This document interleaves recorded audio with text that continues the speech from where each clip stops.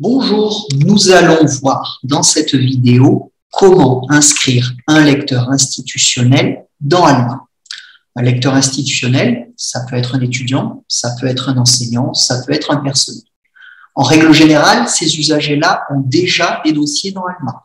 Mais il peut arriver que pour des problèmes techniques, le dossier n'ait pas pu être importé dans le système de gestion de bibliothèque.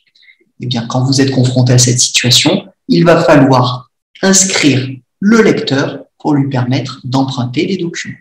La vidéo va donc vous montrer comment. Nous partons du principe dans cette vidéo que le lecteur peut vous présenter sa carte d'étudiant ou carte de personnel. C'est ce qui atteste qu'il appartient bien à l'institution universitaire. L'inscription elle-même va se faire de manière très proche de celle d'un lecteur autorisé, autrement dit d'un lecteur extérieur. Vous êtes localisé sous le bureau de près de votre bibliothèque, vous accédez au service aux usagers, donc la fenêtre de prêt, et vous allez plus précisément accéder à la fonction inscription d'un nouvel utilisateur. Le formulaire est le même que celui utilisé pour inscrire un lecteur autorisé. Simplement, il va y avoir quelques variantes au niveau de la saisie. Donc, les mêmes champs sont obligatoires. Le prénom, le nom, le groupe d'utilisateurs. Et ici, nous allons vous demander de renseigner le groupe autorisé, comme s'il s'agissait d'un lecteur extérieur, quelque chose d'un peu particulier. Dans le même ordre d'idée, nous allons vous demander de renseigner, et ça pour le coup c'est quelque chose qui n'est pas demandé pour les lecteurs autorisés, mais nous allons vous demander de sélectionner une catégorie de postes parmi celles proposées, et de sélectionner en l'occurrence la catégorie de postes dossier à écraser. Je vous expliquerai ensuite pourquoi. La langue peut être laissée sur anglais, le campus et la date de naissance peuvent être laissés vides. L'autre variante, avec l'inscription des lecteurs institutionnels dans Alma, concerne le bloc information de gestion utilisateur.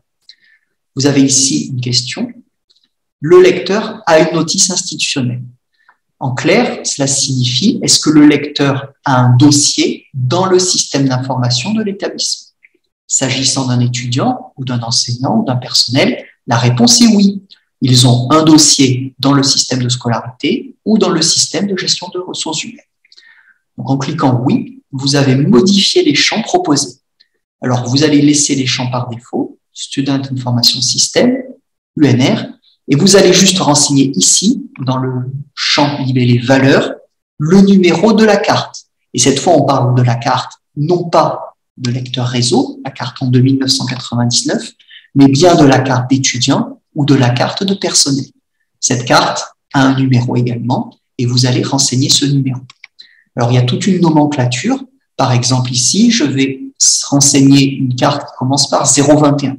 021, c'est un préfixe qui me permet de déterminer la provenance et la catégorie de mon usager. En l'occurrence, 021, il s'agit d'un étudiant de l'université Jean Jaurès. Donc, faites bien attention à ce qui est inscrit sur la carte et saisissez-le de manière exacte. Les autres informations sont obligatoires, même si elles vont être remplacées, ou plus exactement, écrasées plus tard. Donc, ne vous embêtez pas à renseigner des emails personnels, parce que généralement, ces emails personnels vont être remplacés par l'adresse institutionnelle de votre lecteur. Donc, par exemple, l'adresse en univ.ls2.fr. L'adresse postale va être également remplacée, s'il y a lieu. Voilà. N'oubliez pas de saisir les types, ce sont des valeurs obligatoires. Le numéro de téléphone reste facultatif et sera renseigné plus tard au moment où les données seront mises à jour. Alors pourquoi ai-je la certitude que ces données seront mises à jour? Tout simplement parce que le service qui gère le système d'information documentaire, qui gère Alma plus précisément, va recevoir une alerte. Et il reçoit une alerte parce que vous avez correctement renseigné le groupe d'utilisateurs autorisé et la catégorie de poste dossier à écraser.